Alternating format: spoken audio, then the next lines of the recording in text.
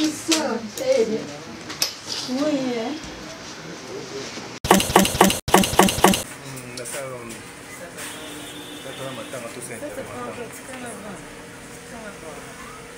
Bonjour, bonsoir. Mes condoléances. Tout ça m'attend à Nini, et Mimi maman, Tinaliwa Boy. Bon, maman, Azaki a un problème à pancréas. Azaki a un problème à pancréas. Et Angonde et Mimi Nyoso Tomoni Lelo. Naebi mbata ya maman nangate. Naebi angote. Atikala obetangata mkomote. Déjà de 1. Ce qui les Cambouezali, on va dire expliquer qu'est-ce que tu fais et ça malamonte. Et ça là et au mémo na oyo. Et ceux qui ont s'entêté, au moins les conséquences. Tellement c'est sûr parce que Azamwana Congo, Motamina Kanaka. Ici, c'est sa terre natale. Kinshasa est la ville où elle accueille qui est. Depuis bon mois, elle s'est mariée, elle est venue à Kinshasa, à Botiba, à Salivi, à Sali carrière, na Moussala, na Kinshasa. Alors, je ne vois pas pourquoi Trokunde Kaza a Wanamabele nae qu'en dehors du pays. Donc, certainement et sûrement, elle sera rapatriée ici dans la ville-province de Kinshasa pour être dignement pleurée. Ndenge, Bissonio Sobanambo, Katozo Zelae.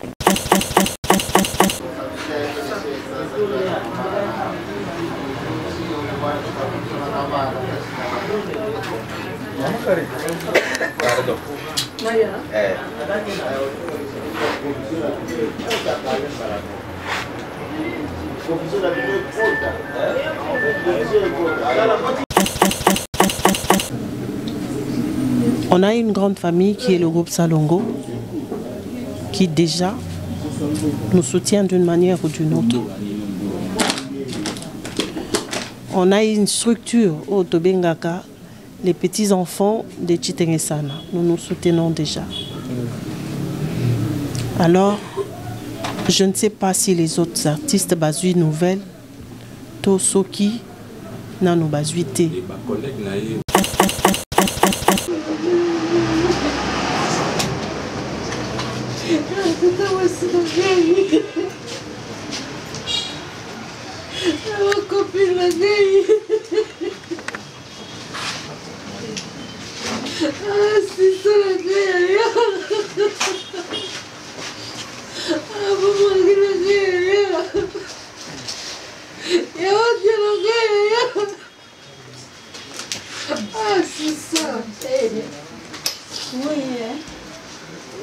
Je vais de partout.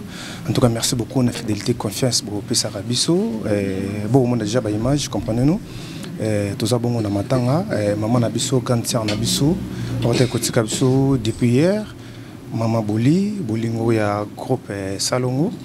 Et tout qui bon, on a résidence familiale. Tout ça, bon, on a mon anaïe. Donc, mais un peu d'explication. Comment est-ce que les maman Nabisso, tout n'a mingi à salgi pena. Moussala tellement trop il y a rosaranate. Surtout il y a pena que à travers Moussala naïe, je pense qu'il y a des cas battu belé pena bazoba éducation bien à travers Moussala naïe. Les lois Tikibiso, de Trobara, Nzambe nem tapé sa rapi, Nzambe nem tazui. Lionel Pessabiso, bonjour maman. Bonjour Sas. Mes condoléances. Merci. Voilà. Maman va te de partout, na monde kombo nani. Kombo langai Nadine Tumba Odia. OK. Nadine Tumba Odia. Maman za quatrième na famille. Troisième. La troisième. D'accord.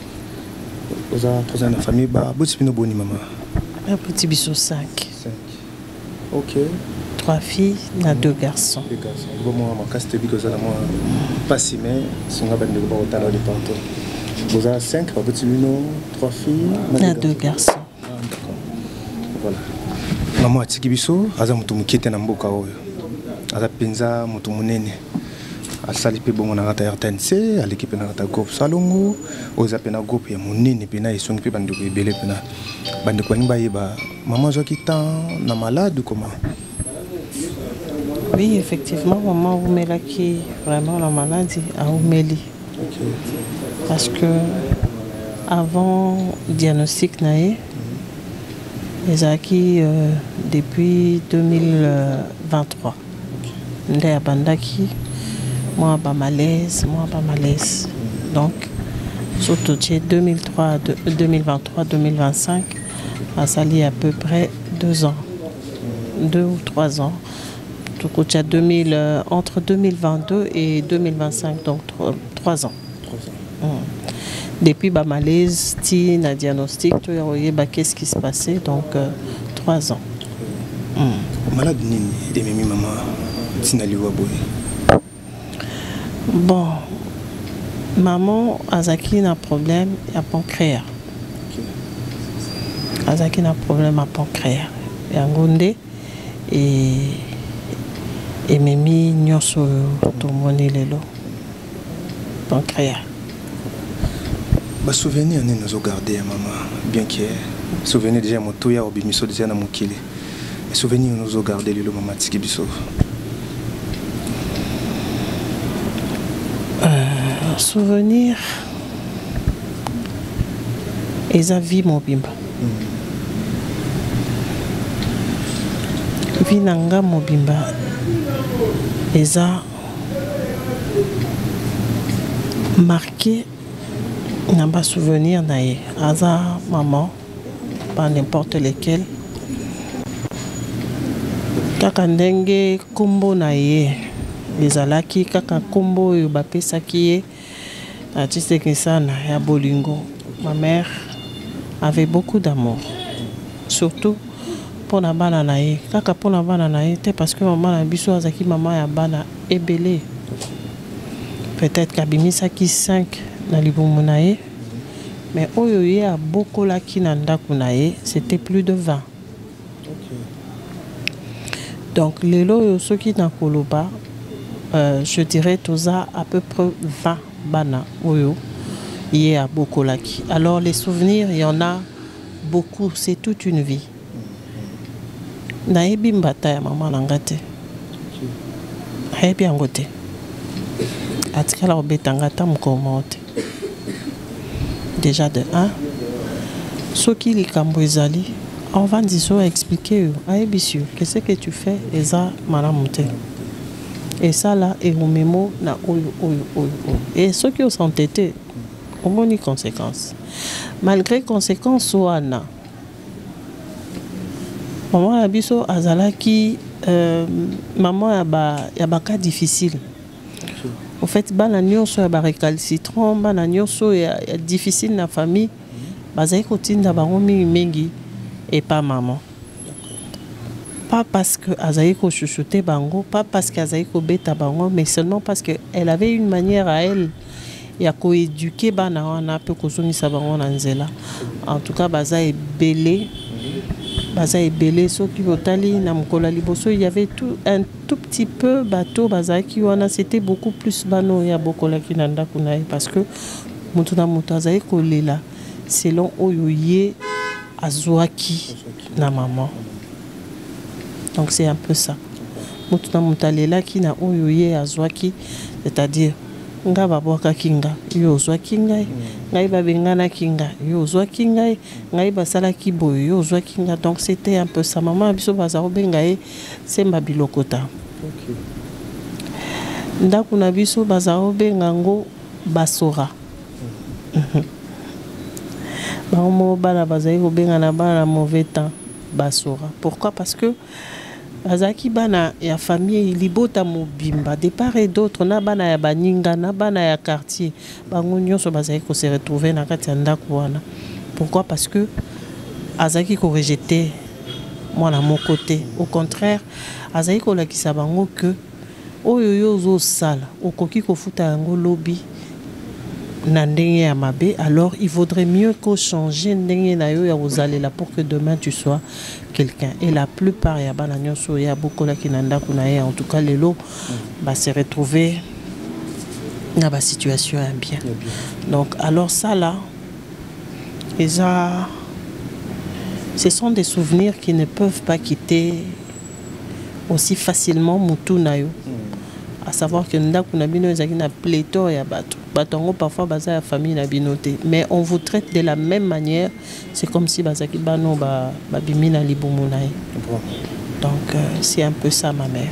En bref, pardon. Une question. Ouais, en bref, Mazaki, Mouta Bolingo Toloba. Bien Makassi. OK. Une question s'il vous plaît, est-ce que vous pouvez avoir l'idée la début naïe à carrière dans la banda théâtre et puis ce que la banda des années s'il vous plaît. Bon, l'année, je ne m'en souviendrai pas vraiment, mais je sais que c'était entre 82 et 83.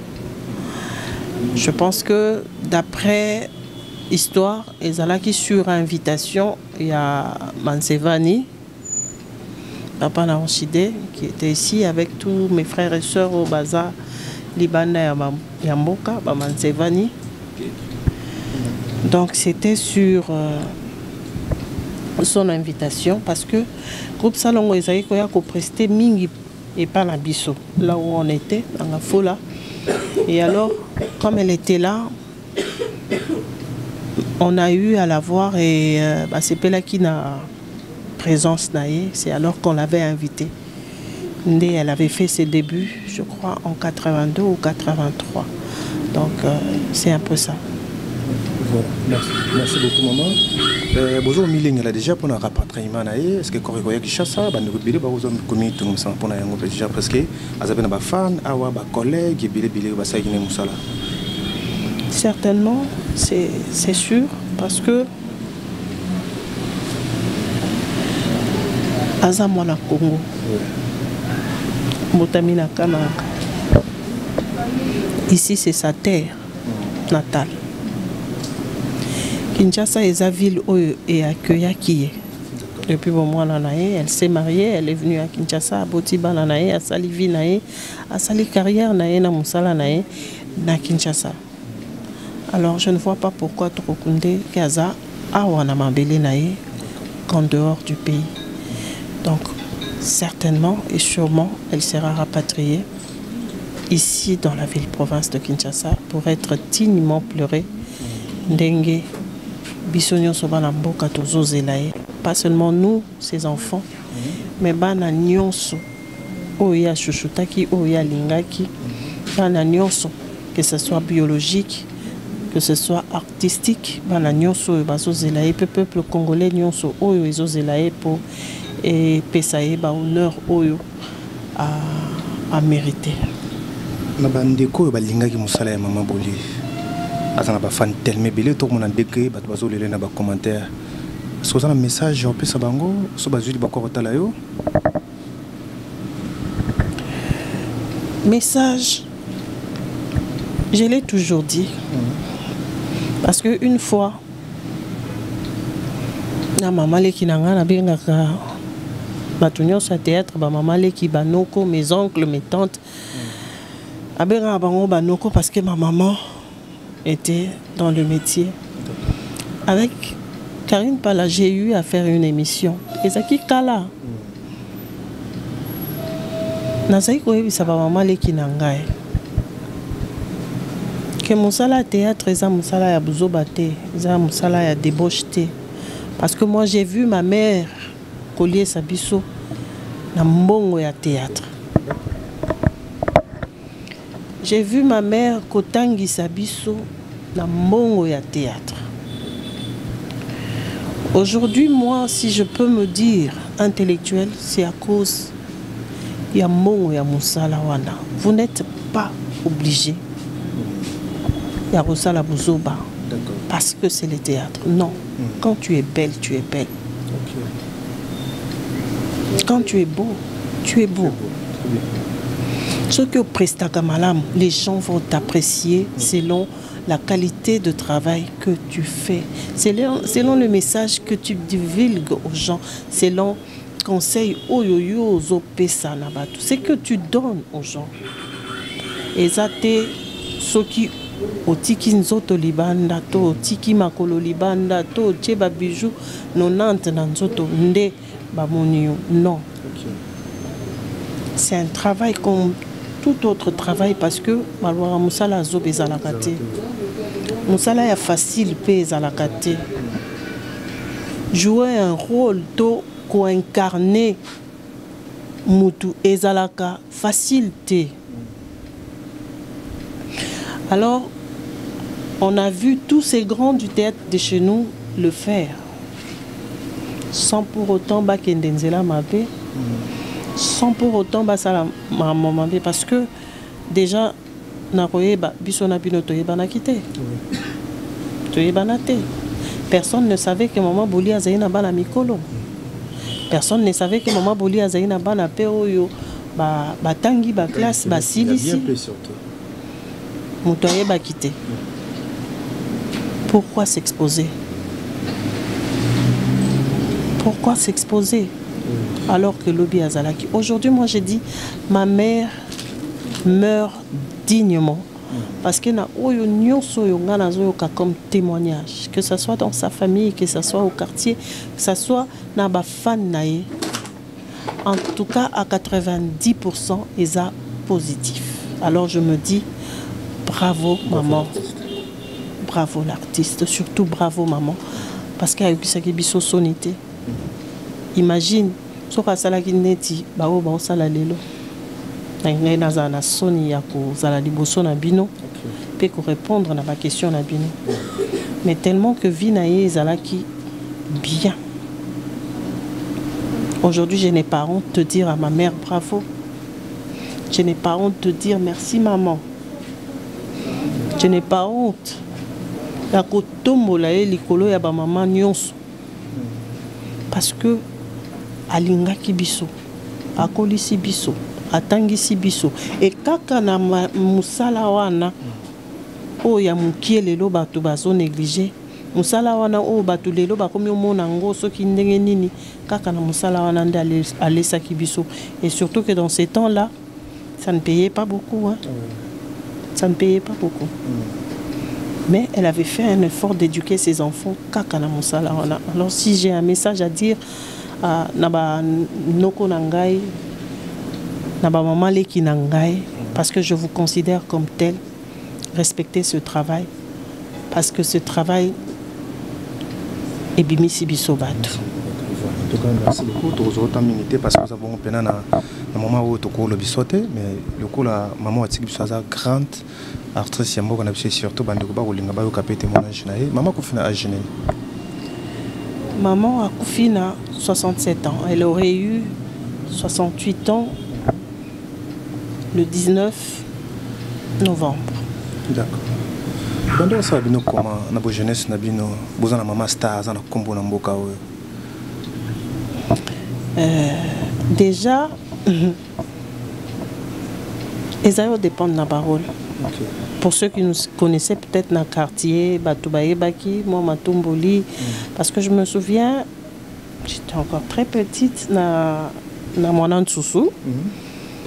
Je me rappelle bien qu'Azarote Kamakala, Azarote Kamakala. En fait, en ce moment-là, côté Kamakala, les Akim Salamora Soni et tout ça là, Batoubazarote Tumbola, maman Binate Kamakala, maman Binate Kamakala, en fait. Moi, Sony, moi, Nini. Mais, comme je le dis, beaucoup plus, on était dans l'anonymat parce que Abimisaki Bisso, Libosote, elle ne nous avait pas exposés. Peut-être dans le quartier, mais Ebele Baïbaki Bissote que Tozaki Baanae, non. Parce que je me souviens encore ceux qui n'ont qu'au Lisusu. Une fois, Tozaki Matanga, il y a un moment où tu n'as pas na matete. Zaki pasteur na nonga. Bato na kati ya taxi bazo discuter. Une personne qui disait nayebi moi sur yo avanda ka boye mais à potata mais nous on était là. On était là tous ces cannabis mais on était là. Yazaki liboso côté chauffeur sérieux on les avait ba kombi biso zaki na sima. Biso nyonso. Toutes mes sœurs on était là. Tous ces cannabis parce que cette personne là alobaki exactement adresse nae. exactement parcours na ye. Mais où il y a yeba qui te zakika que azaki na ban. Tu vois un peu parce que a exposé qui ban na été. Abimisa qui bango na miso batute. Peut-être si elle avait fait, je sais pas sur itonge tozandenge tozalelo parce que kutinga lelo, je suis chez moi. J'ai un mari, j'ai des enfants. Je suis responsable. Maman Boli aza penza moto asala ki polémique té. Dans l'ensemble, artiste comédien en général en beaucoup na biso, o souhaité balayer na lolenge nini. Maman Boli azaki moto boboto. Moto kimia. Je crois que l'artiste nyon surtout oyo ba pusana ki pembeni na ye, surtout ya basi. Ils ont eu Yakozwa un peu d'elle. Oh, il y a Pesaki Bango. Ce que je souhaiterais, et que les jeunes artistes, bolate la maman Nabiso décemment, parce qu'Azaki maman, et surtout qu'à Koufi, le mois de mars, c'est le mois de la femme. Pour valoriser. Salaka netioye kole la maman na yo. Si tu penses à ta propre mère, au la télé je pas mon coup c'était. Au la télé et lamba ya ninité au côté kele mutolo libanda te. Au la ta décemment en tant que moana aye kole la maman na ye. Na o nyoso mibali. Tokozala na attitude moko sereine parce que maman azaki mutakimia azaki ne mutamobuluté na parcours na enyo satikala ne osala mobuluté okuta te esika o ye abimisa ki discussion te ezaki na monté elle était de votre na ebi que mutakamera balela ka na caméra mais to lelaye na ndenge ya kimia parce que azaki ne mutakimia azaki ne mutamobuluté donc c'est ce que je souhaiterais. Un message, j'ai repris ça à l'autorité en Bokanabiso parce qu'elle a une personnalité publique. Elle a quitté un message, j'ai repris ça à Kunzambo Kanabiso pour l'Iwa et Maman Boli. En tout cas, pour le moment, message est aux Alakaka. Je vais plus m'adresser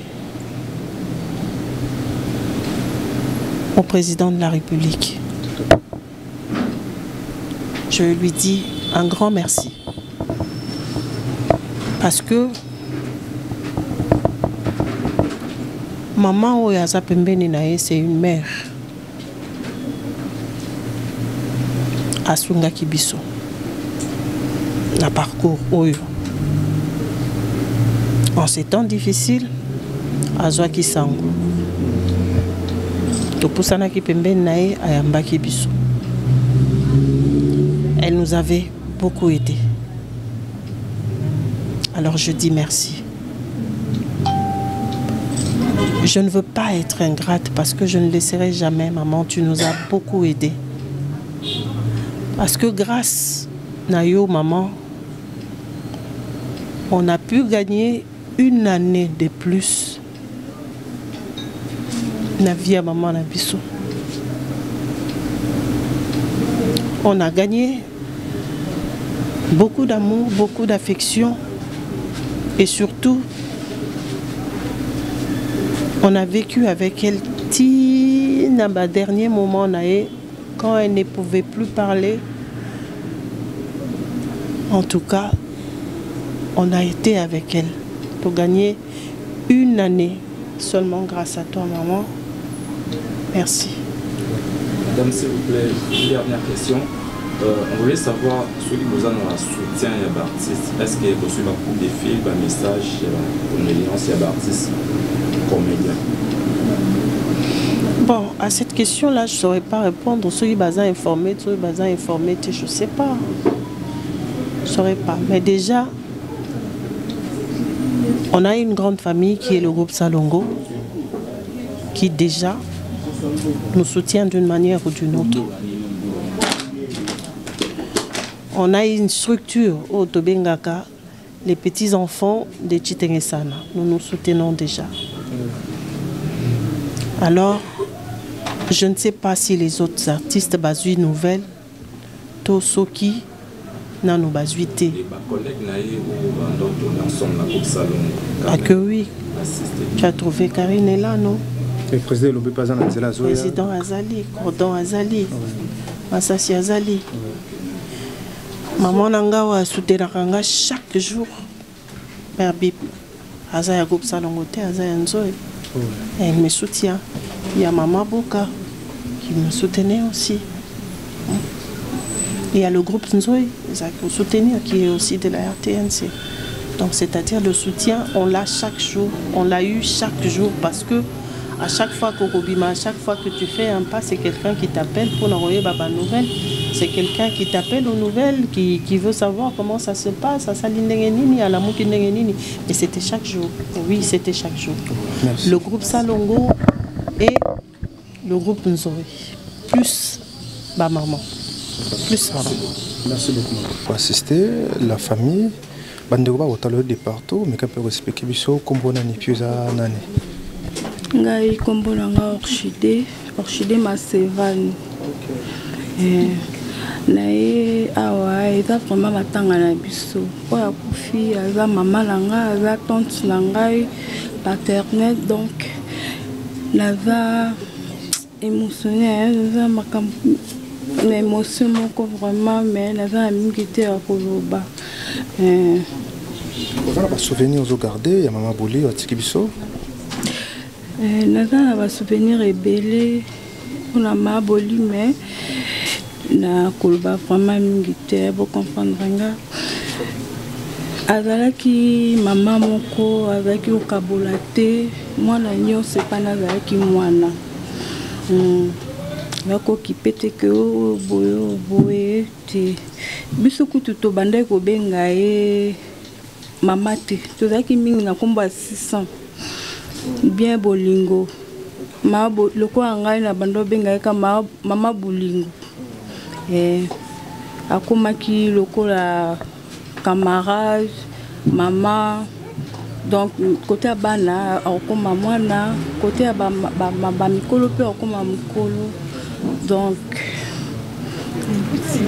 merci beaucoup. La présentation na yo kombo lobi o na sukobi Maseva.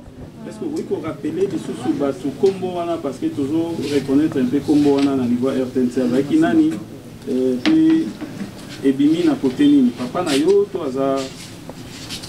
Bon, Maseva ni sese viseva azaki papa na ngai. Rappelez biso ezaki Maseva. Maseva ni azalaki nako ko expliquer ndeni azalaki azalaki réalisateur na groupe Salongo. Comment na babomengo tante na ngai. Bon, na ba mama bolingo, ba mama monzele, ba mama bele ala nyonso bazaki lokola baleke pa papa na ngai. Ceux qui baza lelo na groupe Salongo boyaki lokola famille. Po ya lokola eloko moko ya na bonga memaki bango nde ba kumandi baza boelelo. Donc papa Maseva ni azalaki frère biologique ya mama Bomengo. Avec frère mama Bomengo. OK. Merci. Merci. Voilà. So, vous se présentez, madame de Oba, vous de partout, vous avez la famille, comment? Oui, naza mami Chiboboa, naza moko ya famille parce que maman Bolingo azaki maman ya Banebele. Pour moi, elle était une deuxième mère pour moi. Elle me conseillait en tout, si je dis en tout et pour tout. Elle passait des journées avec moi. Avec Nadine, on se promenait souvent aux trois. Moi, Nadine, sa fille, hein, et maman. À un moment donné,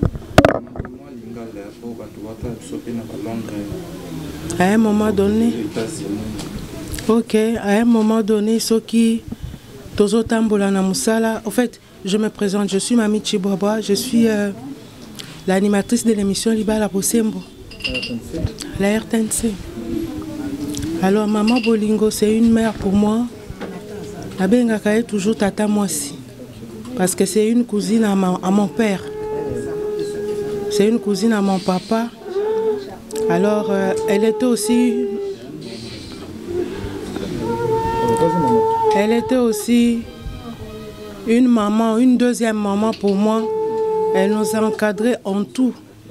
Et à chaque fois que je devais monter sur les plateaux pour animer des émissions, elle me demandait Okoyamba, oh, je parle lingala. Okoyamba bana ya couple ndengenin. Certaines sagesses que je possède aujourd'hui, ezala ki ko taper pa na e. Azali ko ebisangai par ba question mususu pas azali ko pesa bien que mususu mama odi azali ko pesa biso. Moko mona ko kende na ba couple ngo boete okosala boe po ezala malamu. Et mingi oyo azali ko loba omona sekto na stali yango ezali ko simba. Azalaki moninga na biso tozala ko tambola 3.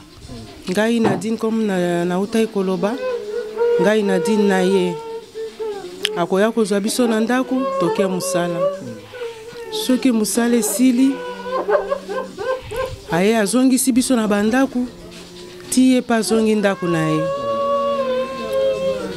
donc mingi akoloba po na ye eza ebele azalaki mama moko même na façon akolata même na façon à kotambola donc tout le temps basala ka boete basala ka boe même bana oya biso asala ba nkobenda bango toujours matoi on ne fait pas ça attention bana oya ba otambola malamu te bozongisa bango boe ou bien bana na bino ba camarade na bango baza bien te owana donc oya zai koloba mingi ezalaki koko kisama. D'une part, azalaki loko ape prophétesse, soki apekisio na likambu yo chetembe o sali ndenge ya lingaki te okomona penza ke likambo ya boyaki ekomi. Eloko moko moi j'ai retenu epa na ye, elle nous disait toujours soko oza na posa ya kosala likambo omoni likambo wana eza ko chevaucher, ko forcer te comprendre que Dieu ne veut pas. Il faut lâcher. Alors, ce qu'il faut forcer, on a paix et aussi battre. Effectivement, il faut vivre. Parce que tu as dit partout, même dans la fête, même dans la matanga. Donc, dans la minute, on sent un vide. On sent vraiment un vide. Tu comme ici quand on pour la nyons.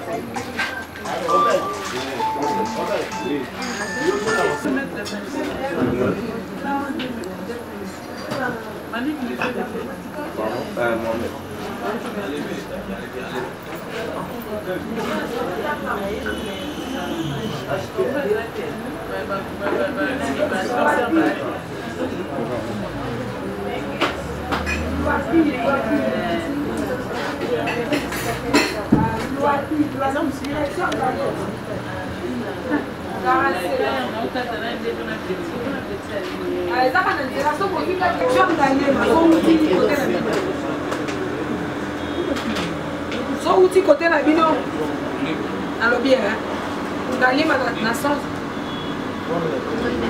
oh ya ok mosika Komoriko après Komoriko ezanga linge